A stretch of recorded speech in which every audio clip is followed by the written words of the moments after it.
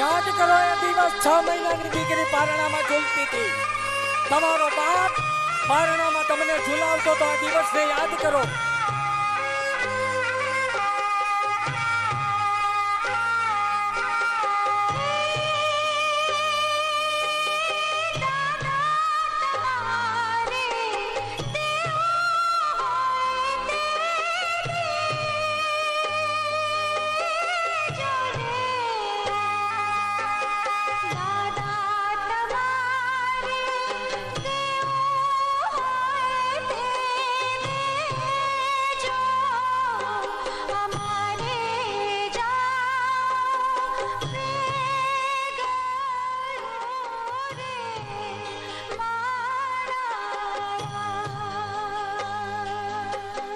એવું હોય દેજો, મારે જોતું નથી.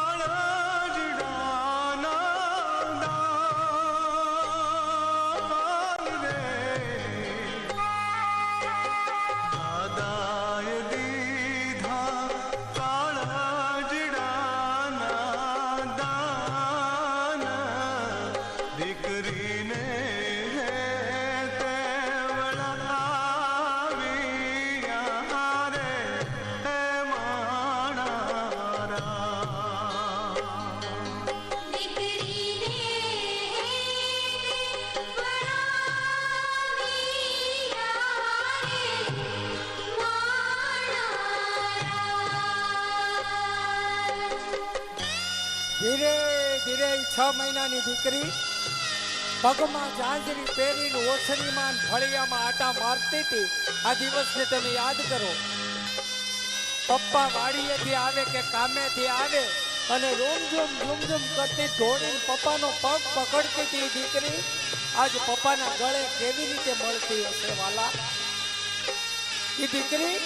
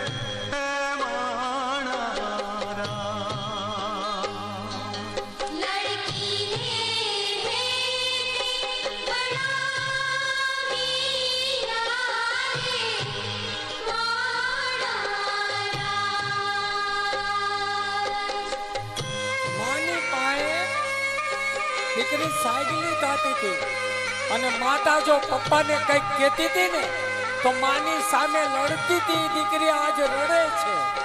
જે લડતી હતી એ દીકરી આજ રડતી અને હવે જે કાળજાના કટકાને કલેજે લગાડે એ ભાઈને મળવાનો અવસર આવે. યાદ કરો રક્ષાબંધનનો એ દિવસ.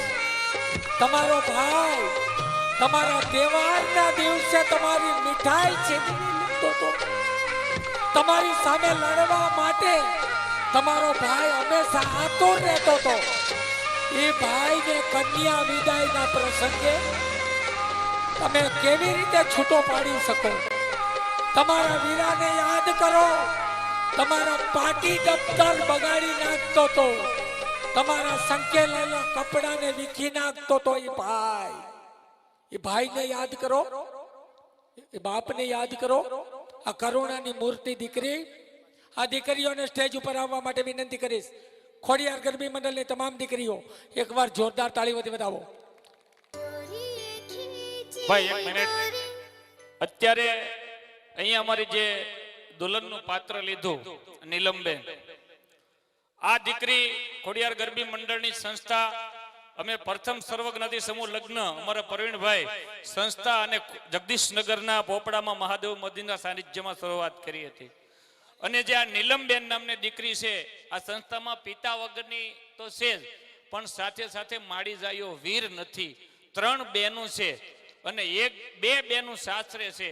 ગયા વર્ષે ગરબી મંડળમાં જ્યારે આવીને ત્યારે દીકરીએ કીધું હતું કે મારી બેનના લગ્ન છે, અમે ગામડે જતા રહેશું, અમારા ઘરની અંદર કોઈ આવક નથી, અમે ગામડે જઈ, હું ભણાશે તો ભણીશ અને મજૂરી કરી અમારી સાથે અમારા પ્રવીણભાઈ એની ટીમ જેવા મિત્રો હોય, અમારી ખોડિયાર ગરબી મંડળની દીકરીઓ રમી અને એને વાલીએ કીધું કે તમારે ગામડે જવાની જરૂર નથી. જ્યાં સુધી આ દીકરી ભણે, જ્યાં સુધી આ દીકરી ભણે અને કામ કરી અને જોબ પરથી 1 પણ રૂપિયાની જ્યાં સુધી આવક ન લાવે ત્યાં સુધીનો તમામ આ દીકરીના ઘરનો ખર્ચો અને દીકરીના ભણતરનો ખર્ચો આ સંસ્થાએ લીધો છે. અને હવે એની અડધી જવાબદારી અમારા પ્રવીણભાઈ પાલાળા લીધી છે. એક વખત જોરદાર તાળીઓના ગડગડાટ વધાવો. કારણ કે એક વિચાર કરજો કે પિતા તો નથી પણ માડી જાયો વીર નથી. એટલે આપણા કવિએ કીધું ભાઈ મરે બહુ હારીએ, બેની મરે જસ જાય, પણ જેના માવતર નાનપણમાં મરે એના ચારે દિશા એવા વાય. પણ આ દાનેશ્વરી કરણની ભૂમિ ઉપર અમારે પ્રવીણભાઈ ભાલાળા જેવા કોઈ ભાઈ બની, કોઈ પિતા બની અને આજ પિતા વગરની દીકરીઓના સમૂહ લગ્ન હોય કે આજ એને એક આપણે કહેતા છે ને ખોળે બેસાડી અને આજે પિતા બની અને એની જો આ દીકરીને કઈ રીતે એ સમજાવે છે. એક વખત જોરદાર તાળીઓના ગડગડથી વધાવો. અસ્તુ. જય માતાજી, જય હિન્દ. હસમુખભાઈ બાદાણી તરફથી 5100 રૂપિયા જોરદાર તાળીઓથી વધાવો. આઈ રાણી ગ્રુપ તરફથી 5100 રૂપિયા, એમને પણ જોરદાર તાળીઓથી વધાવો બહેનોને. આ દીકરી છે ને, હવે તમને સાક્ષાત આજ વિદાય લઈ રહી હોય ને એવી એક દીકરીની આંખમાં આંસુ છે. તમારી આંખમાં આંસુ આવે ને તો તમે ચિંતા નહીં કરતા. અને હવે હું વિદાય તરફ લઈ જાઉં. કેતનભાઈ આવો, સૌ સાથે મળી અને આ દીકરીઓને આપણે વિદાય આપીએ.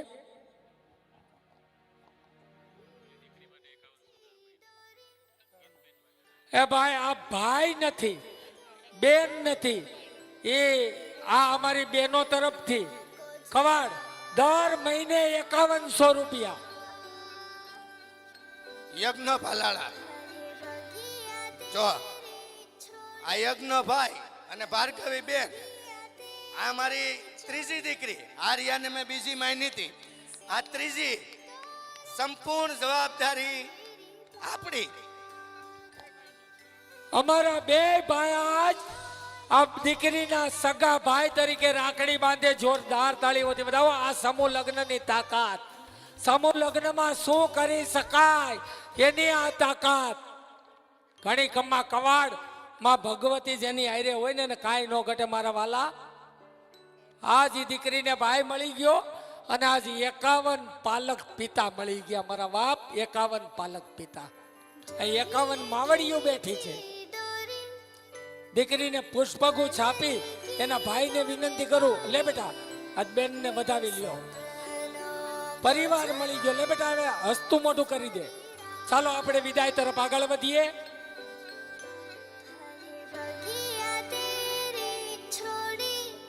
એક કપલને